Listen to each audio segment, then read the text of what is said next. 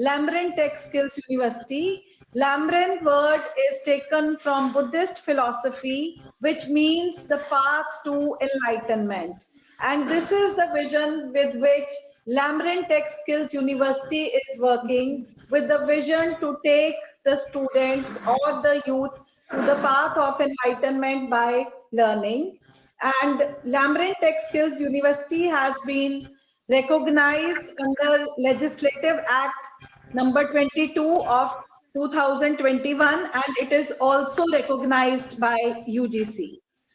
So a brief glimpse of the schools of LTSU. We are offering courses in different domains in hotel and tourism management, computing, which includes courses in BCA, MCA, including their specializations, engineering and technology, pharmaceutical sciences, allied health sciences, School of Shri Guru Gobind Singh Study and Research, School of Commerce and Management, School of Physical Education and Sports, and Riyadh Institution of Pharmacy. Besides this, we are also catering to the needs of young students, as we are having a Riyadh School also, which gives education up to +2 in different domains. So a brief journey about LTSU. As I already shared, that the university was set up in the year 2021, and in a short span of time, I am delighted to share that we are having 12 different schools and a proposal of 7 schools which are upcoming.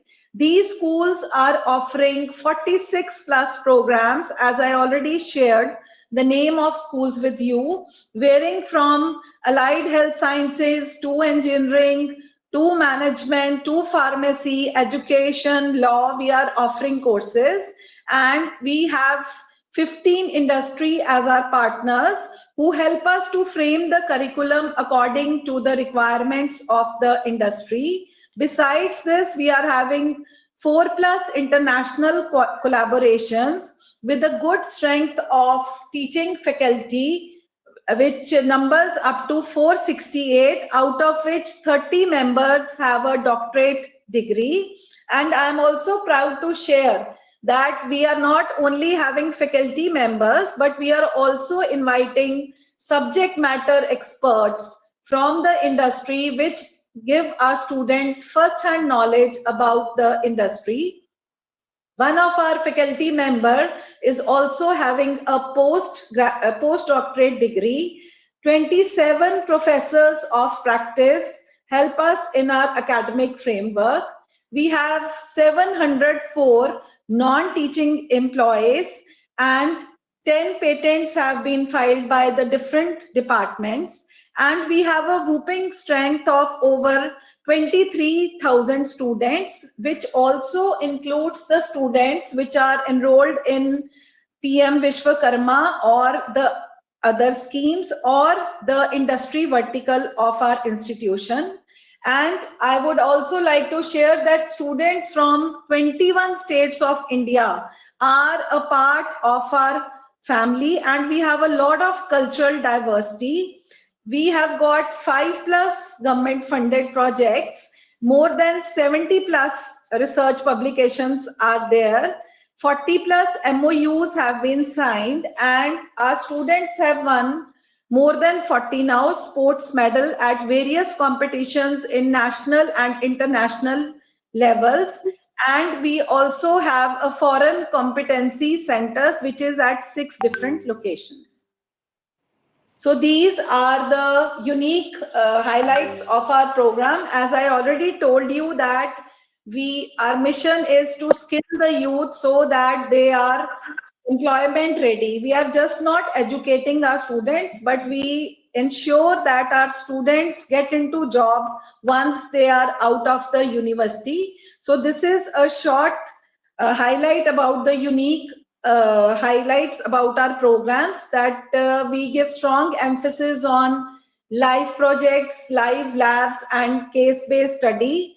there is stress on industry-oriented curriculum.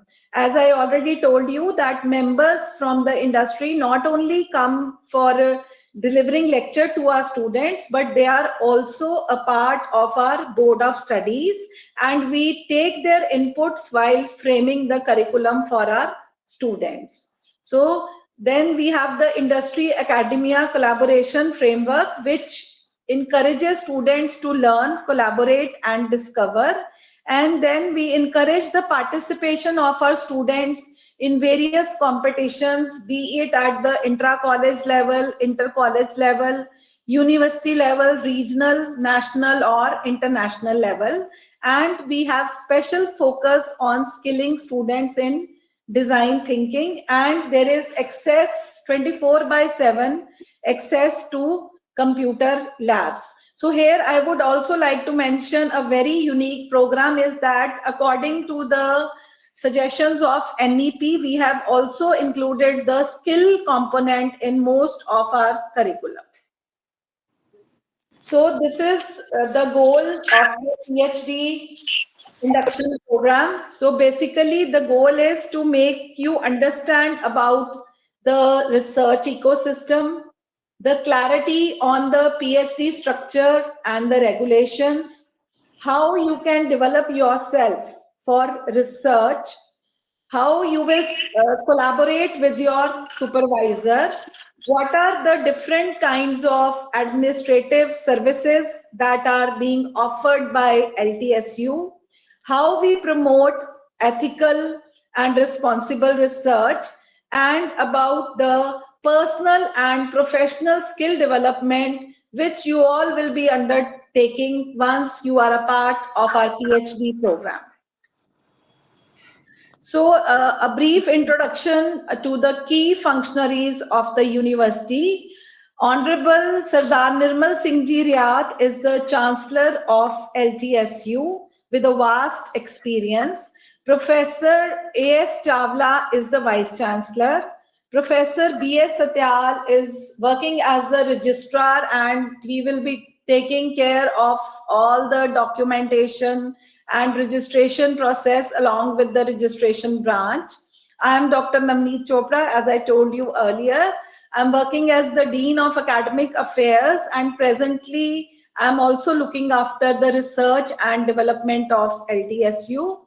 Mr. Vimal Manotra, he is the Chief Executive Officer, and Dr. Surinder Pal is the Controller of Examinations. So besides these key functionaries, you will also be interacting with the deans of the respective schools in which you are doing the specialization. So awareness of administrative services. So as I already told you that for the academic administrative support, you will have the services of the registrar office. Professor B.S. Satyal is the registrar, and this office will cater to your enrollment, your certificates, your academic records. Dean Research will tell you about the rules, the Research Advisory Committee, how you will frame your thesis, how you will frame your research proposal. The examination cell will deal with your coursework, your registration process, your... Give me 1 minute. Yeah.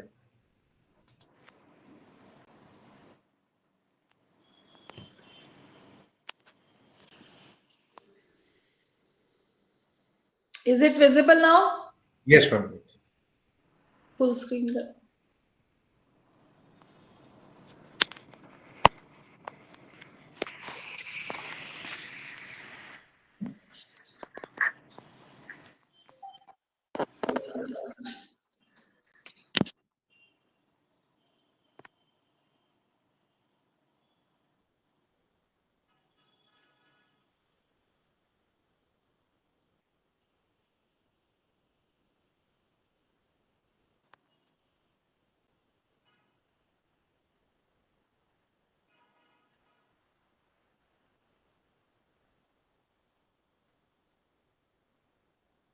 Thank you. Is it visible now? No, ma'am, no, it's not It visible. is again not visible. Okay, when we do the full screen, I think then it goes away. you can recheck it again. We have no worries. You can just wait. Sure.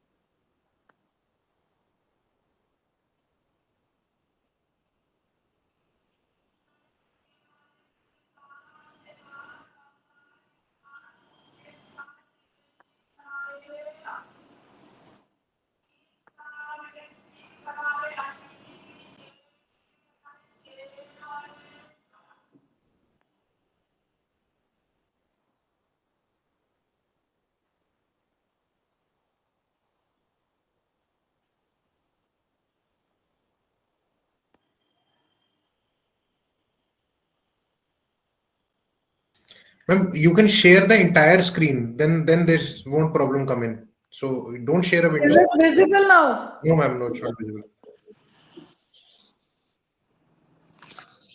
When you do a sharing in Google Meet, do for in the entire screen. This problem won't come in. पूरी screen share.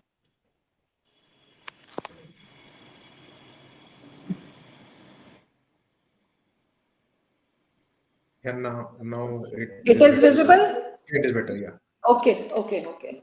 So next we come to the research support services, in which you will be getting the support of our library staff, the ethics committee, that is for research related to human or animal research. Then the IPR cell will help you in patent filing and tech transfer support, and the research funding office will help you in case you have to take grants from CSIR or any other office or the sponsored projects. And besides this, we have a university email ID and official communication tools, which the Department of IT and Digital Services will be helping you out. And we are already having an efficient learning management system with a good Wi-Fi connection, technical help desk for software computing support. Then we also have a Department of Student Welfare and Support, and we have Professor VK Seni, who is working as the Dean Student Welfare.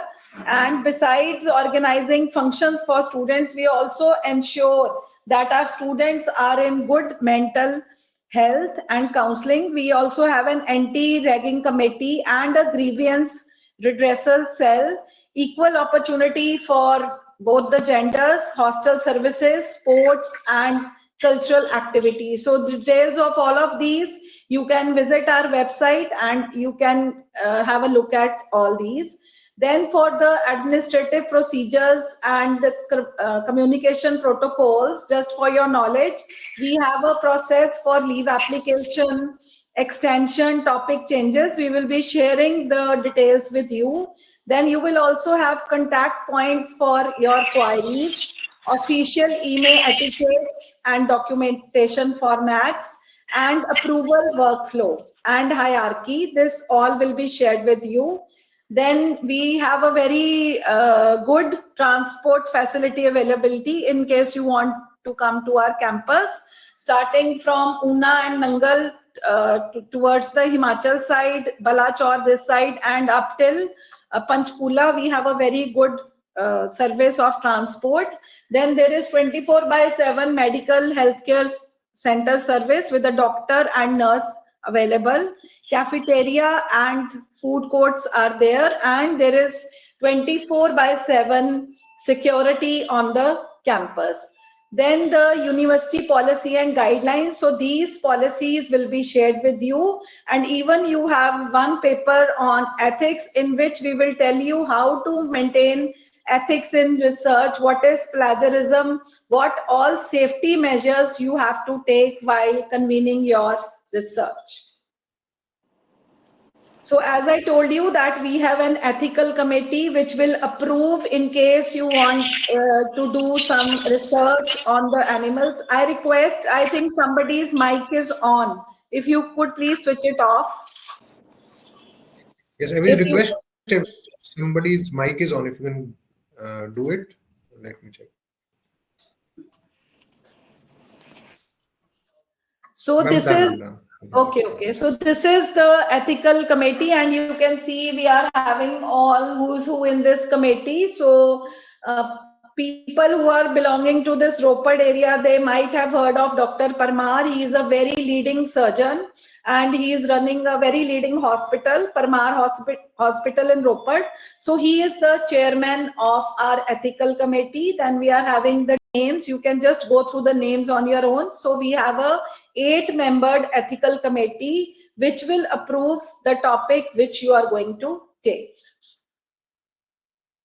So these are just a few slides showing how we can promote ethical and responsible research. Your research should have academic integrity. Plagiarism means that we are not copying the data of anybody else and showing it as our own work. For this, there are different tools, like there was Urkund by UGC, in which after you complete your research work, you have to get a report from the software that how much of the matter has been copied from different sources. So that report has to be attached along with your thesis or your dissertation, right? So that maintaining participant safety and informed consent. This means, for example, if I am giving a questionnaire to somebody, I should tell him or her why I am conducting this research, and I should also ensure that the information, the personal information about the participant is a secret that should not be shared by all. For example, if I do a survey on job satisfaction with certain faculty members and then I go and tell their head, your faculty has said this thing about you, so that won't be ethical. So once you are into research, you should tell the participant for what purpose you are doing the research, right? Then you should have a responsible conduct. As I already told you, that you should respect the privacy of the data, the samples, and the subject. Whatever data you are collecting, that should not be shared with all. Then social responsibility, we all are social beings, and we should ensure that whatever research we are doing, that aligns with the public interest goals, and whatever research we do, that contributes to the benefit of the society. Next. So this is our research advisory committee. So once you finalize your topic of research, the topic will be presented before the research advisory committee. The vice chancellor of the university is the chairman of this committee, and it has 8 members. You can see the name of the members. So this committee will give you suggestions that where all changes are required, what else you can do, how your research work can be improved. And after the suggestions of these committee, you will again make changes only if required, and then you will submit your synopsis. So we will have a review of the work done by you almost after every 6 months to see that you are moving on the track.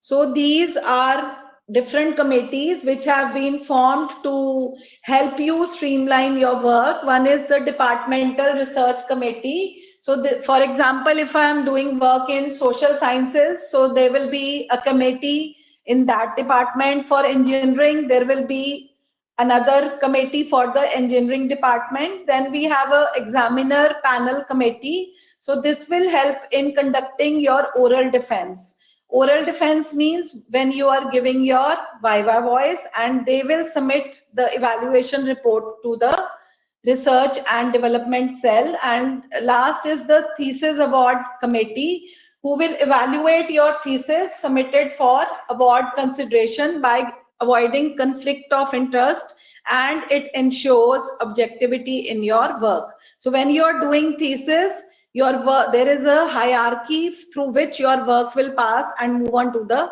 next level. So this, you all must be aware that the minimum time duration for PhD work is 3 years, out of which 6 months as guided by UGC, that has to be devoted to the coursework, and 2.5 years are there for your research tasks. So minimum 3 years of duration is there.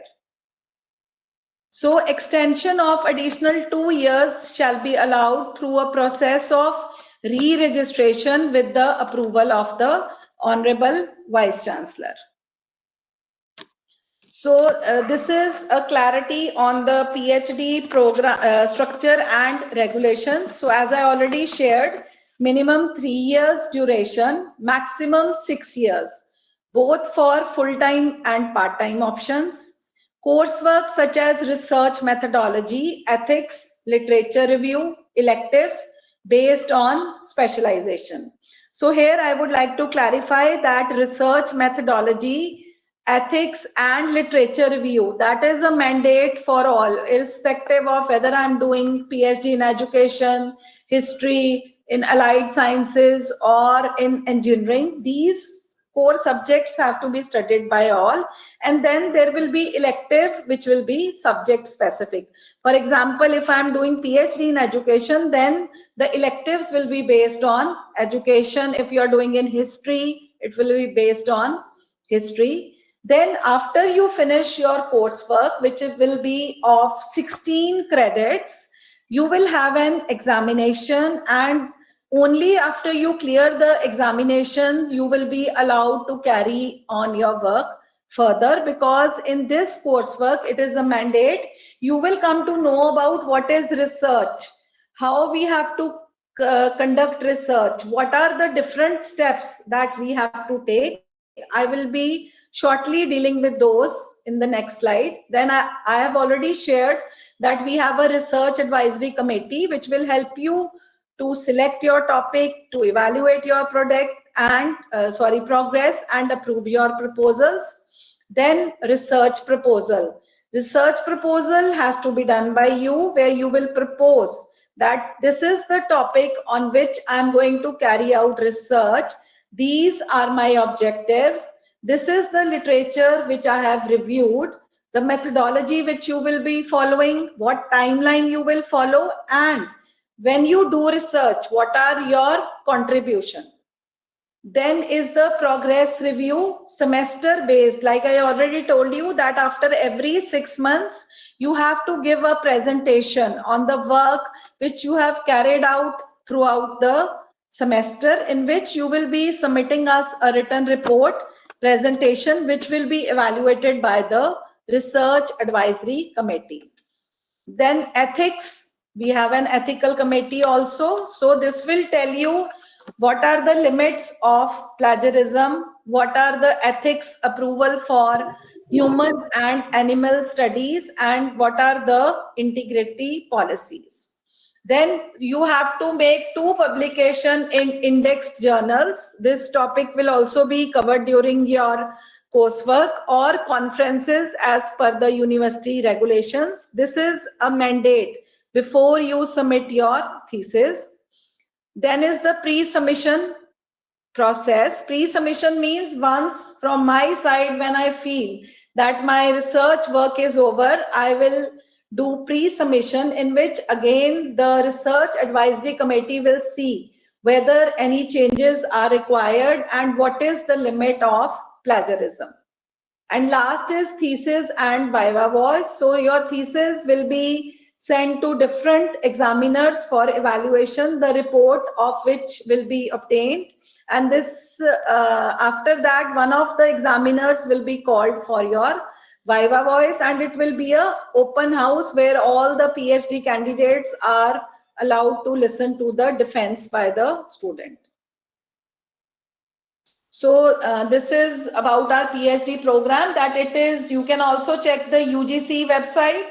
So our program is according to the UGC framework, because we want that your degrees should be authentic once you pass out from here. You might have come across many newspaper articles where it has been mentioned that some universities are giving fake degrees which have not been recognized by the UGC. So we are taking whatever UGC has whatever guidelines have been mentioned, they have been followed. The mandate, UGC says that it is a main mandate that the student should attend a 6-month course. Then, as I already told you, you will have a research methodology paper and ethics and 2 core subjects of 16 credits, and almost 200 hours have been assigned for your coursework. The controller of examinations shall publish a list of candidates who have passed the coursework and issue a detailed marks certificate. So you will also be getting a detailed mark sheet regarding your coursework. So this is just developing research readiness, understanding what is the nature of PhD, right? Then building foundational research skills. So this all we will be telling you when you are attending your coursework, acquiring competence, then what is institutional research system, strengthening communication skills, developing a researcher mindset, which I feel you already have because you have taken a very good step to enroll yourself in the PhD program, and how to prepare a research proposal development. So this all we will be discussing with you in detail during the coursework, right?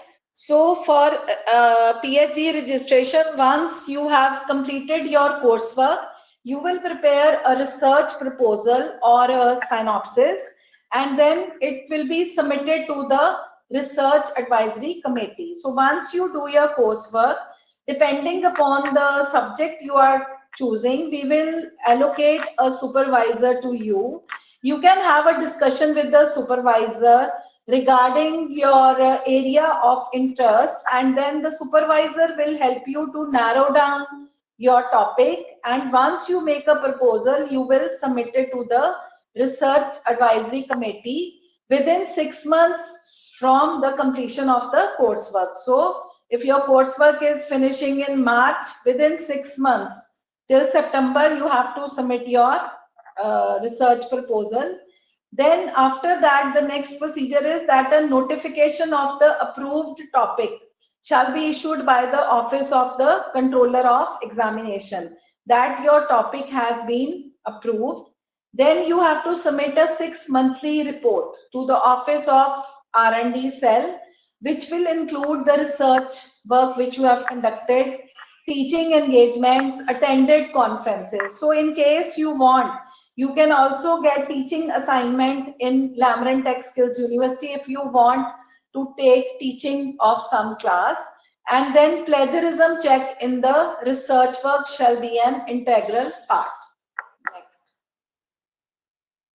So this is a slide showing the supervisor-scholar collaboration, that there should be mutual respect, and the roles, what is expected from you and what is expected from your supervisor, that norms are set, and agreeing on the communication frequency. But it should not be like if I have to make a presentation after 6 months, so I will contact my supervisor in the last week only. So there has to be a consent between you and your supervisor, that how frequently you will be meeting him or her, whether it will be online or whether you will come in person. So that is your mutual, mutual collaboration.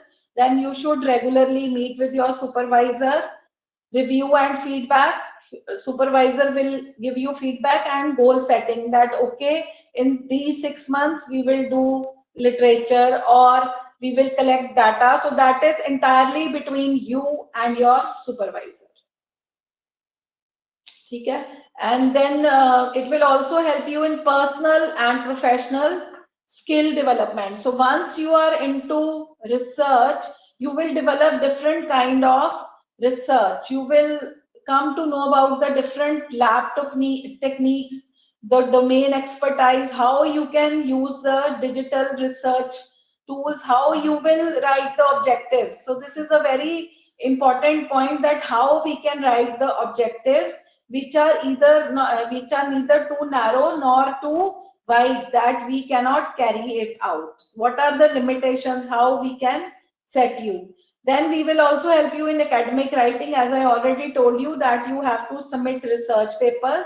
So how to write for research papers for journals in different conferences, what will be the structure of your thesis, this all will be shared with you, how you can quote your references in APA style. Then communication. Communication means there should be clear communication.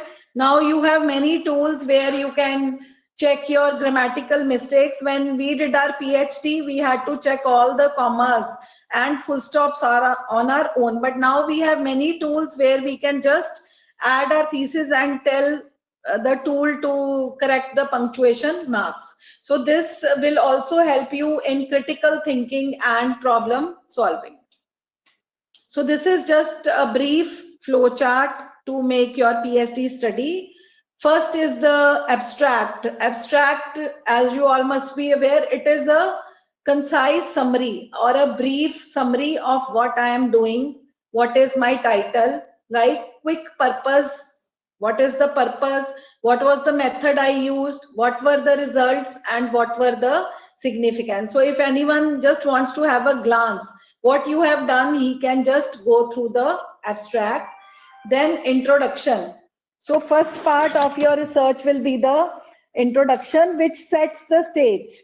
For example, if I am doing some work on emotional intelligence or efficacy, I will tell the relevance that yes, in today's world, emotional intelligence is as important as the IQ of a student. So first I have to set the stage that why I am going to choose this topic.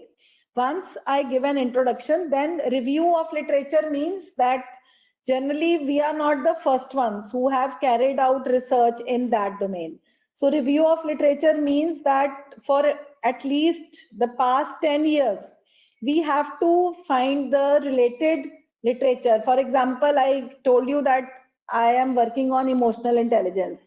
So I will try to find out the related researches which have already been done to my topic related to emotional intelligence. So emotional intelligence is very vast. So I have to narrow it down. For example, I say emotional intelligence of adults from this to this age, or emotional intelligence of students from 10 to 12. So review of literature means then I will quote literature of that area only. Next is the objective. So we have to be, whether it is our normal life or it is research, I should be very clear where I am going. So objectives will help me to guideline the specific goal. Why I am doing this research. For example, if I say to find the emotional intelligence of students. So this is a very vague term. Students means which age group of India, of the whole world, of Punjab, of Haryana or Himachal. So objective means I should be very clear what I am going to do, what areas I am going to choose, then only I will work on that. Then hypothesis. Hypothesis is a tentative solution or a tentative statement of what my result will be. For example, I say that okay, teenage girls have more EQ than teenage boys. So it is not confirmed. I will do a test to confirm. So hypothesis is a tentative statement, and if after my research I find that really, okay, teenage girls have more EQ than teenage boys, I will say my hypothesis is accepted. Otherwise, I will say it is rejected. So it will be a tentative explanation of what your objectives are. Then next is the methodology. So before you begin with the research, you should be very clear what steps you will be taking. First of all, I'm just again taking the example of emotional intelligence. If I have to work on emotional intelligence, is a test available for that? Or I will be constructing a test. If I am making a test on my own, what are the steps I will follow? What other statistical tests I am going to use? This all has to be clear to you before you move on. Then tentative plan of work, which is known as the work plan. This is for your benefit only. You should make a timeline how you are going to proceed. Like this to this time I'll be free, so I'll be doing lab work. Or this time I can go to some college or schools to get the data. Then delimitation, as I already told you, that objectives help us to delimit the study. My study can't be very vast. So I can say, for example, to compare the emotional intelligence of students of government schools of 10th class in Ropar district. So that is delimitation. That I will just take the student of only government schools, not the private schools, and only the 10th class students, not 9th or 12th, and only of Ropar district. This you have to clarify. And then the chapter scheme, this we will be telling you whatever outline of chapters you have to follow. Then, as I already told you, that whenever we are doing research, we need to mention from where we are taking the references. So this is a very comprehensive list. And in this, I would like to tell you that at times we take some data from the website, from some site. So when you take it from the website, don't forget to mention retrieved on so and so date, because at times when you see Wikipedia or some other site, the data gets changed also. So once you are taking direct data from that, you need to mention that this was retrieved by me on this and this date. And last is the plagiarism report, which I told you that it is an official document which will show that whatever work you have done has not been copied by you and it is your authentic work. So fee structure, I think that has already been shared with you. So these are a few of the topics of your coursework, and this all will also be shared with you. And at the end of the coursework, you will be having an examination. The syllabus will be shared with you. And you also have to make presentations and assignments, which we will be telling you from time to time. And this will help you to smoothen your journey throughout your PhD. So that's all from my side. Thank you so much, Navneet ma'am. It was very insightful session. What I can do is I can put up on the chat, or they can switch on the mic and ask a question one by one, so that won't create a problem for understanding. Okay, till anybody writes a question. So there has been during the counseling time, Navneet ma'am, we had a lot of questions which we faced. So one of the major question was timely completion of PhD. So we have been motivating everybody that according to the UGC norms, it has been divided into a very particularly standardized structure. And if the timelines and the process of following up the completion of PhD is taken care by the scholar as well as the university, it get completed on time. So I've been motivating them.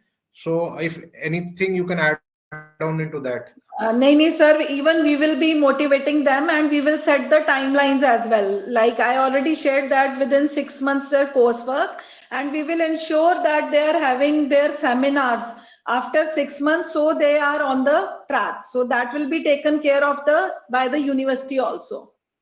Thank you so much, ma'am. Ek Dipinder wants is a query. Can we have a certificate after giving course? So yes, you will get a mark sheet. Yes, you. As I already told you, you will be getting a DMC after you complete your coursework. You will get that. That is a mandate by UGC. Okay. And ma'am, secondly, another question which came throughout the counseling process was like in the synopsis part and the other things. So I've also tell all the scholars that the entire support when it comes to understanding the things, and even if we can, ma'am, give them a co-guide support if some there are scholars who want a co-guide support, we can help them Yeah. out into that also. Yeah, this I will clarify that you can have a co-guide, and according to UGC norms, the guide has to be from LTSU. But if you want to do research somewhere or you want a co-guide, that is allowed, and you can let us know and we can give a letter for that also. That is allowed. Co-guide is allowed. Done. So I don't think so there is any other questions. So what we can do is, if you have any other questions, you can contact your coordinators also. Then you are added in the class group also, where I think their contact information is already there. So Navneet ma'am, thank you so much for joining in. My pleasure. But I just want to request them that whatever like schedule they have, they should attend the classes because it will be beneficial with them. And Right. as we had a discussion yesterday, we will also be giving you training on how to use SPSS for your research work.